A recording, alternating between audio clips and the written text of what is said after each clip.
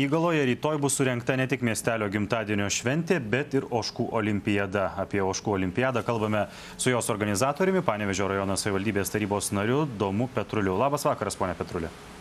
Labas vakaras. Sakykit, labas vakaras. Sakykit, kaip... Linkėjim iš Panevėžio.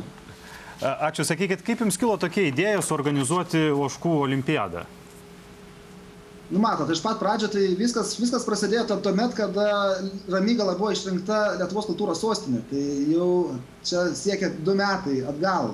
Tad tuomet mes išrinkom gražiausią ožką, sudrebinom visą regioną, buvo labai daug žiūrovų ir dabar kažkaip tai norisi vis keisti tam tikrą stilistiką, bet pasilikti prie tokių intriguojančių ir įdomių dalykų. O dabar tai yra olimpiados metai, olimpiniai metai, tai mes manom, kad reikia parodyti, kad ne vien tik tai žmonės gali rungtis, bet ir ožkos. O per ką turės pereiti ožkos, kad jos įveiktų tas rungtis ir kokios tos rungtys apskritai bus ir kiek tų ožkų dalyvaus to olimpiadai? Ožkų dalyvaus maždaug apie, virš 10 tai tikrai, bet bus daug įvairių tokių rungčių. Tai ir lyno traukimas, ir paskui ten su žiedais, sprintas, paskui penkiakovė.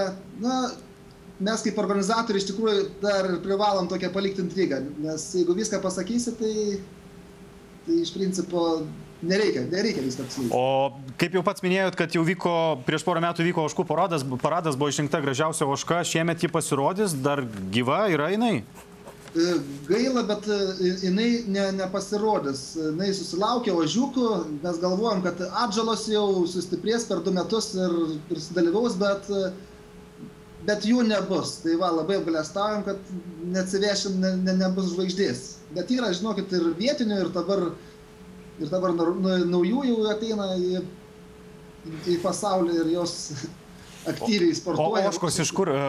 Pone Petruli, iš kur tos ožkos suvažiuoja? Iš visos Lietuvos ar tik iš jūsų Panevėžio rajono? Ne, tai iš visos Lietuvos. Nes, aišku, dauguma yra Ramygalo, nes jau ramigaliečiai, kaip ir pagarsėjai yra ožkom, bet bus ir iš kitur. Bus ir iš Vilniaus atvažiuos, iš Nemenčinės. Specialiai olimpiada, taip? Taip, čia metų įvykis, ką jūs galvojate. O komisija kokia, kas sudaro komisiją, kas įvertins, kad ši ožka yra gera, ši ožka yra prasta?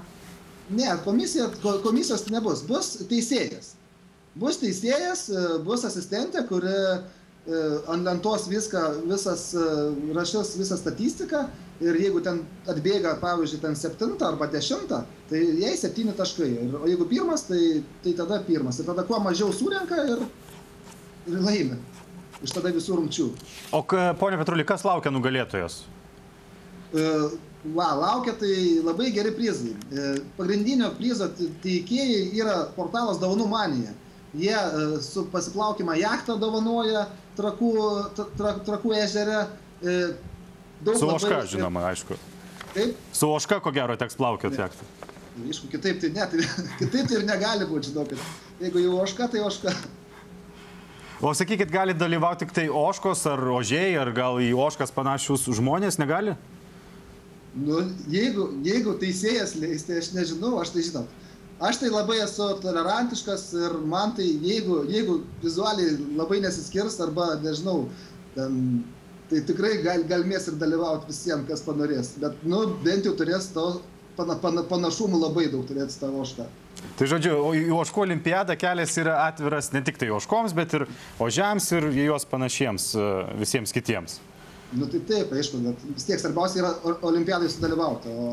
O jeigu norės, tai jeigu teisėjas mūsų griežtas pasakys, kad taip, tu turi ragus, tu turi spenius, tu turi barzdą, tai pirmyn, keliaujam į olimpiadą.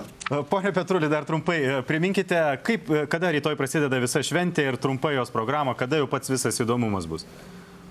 Šventė prasideda nuo 11 valandos ir ten bus amatų mūgė, šurmuliuos visas miestas. O pagrindinis įvykis ožkų olimpiada startuoja 3 valandą. Bus olimpinės ugnies žiebimas, dar prieš tai ožkos suskirstytos komandom suloš futbolą, ten bus tokios įdomiai jos aprengtos ir ten irgi intrigą mes paliekam, ar tai bus kaip Ispanija, ar tai Vokietija.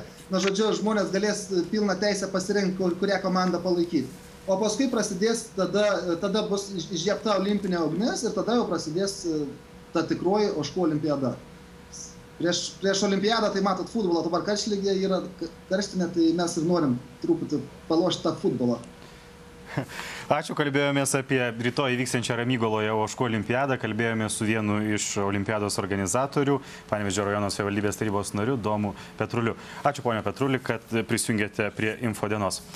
Tęsime laidą. Viename iš Kinijos sodų didžioji panda baigė fizinio pasirengimo pratimus, kurie bus naudingi poruojantis. Prižiūrėtojai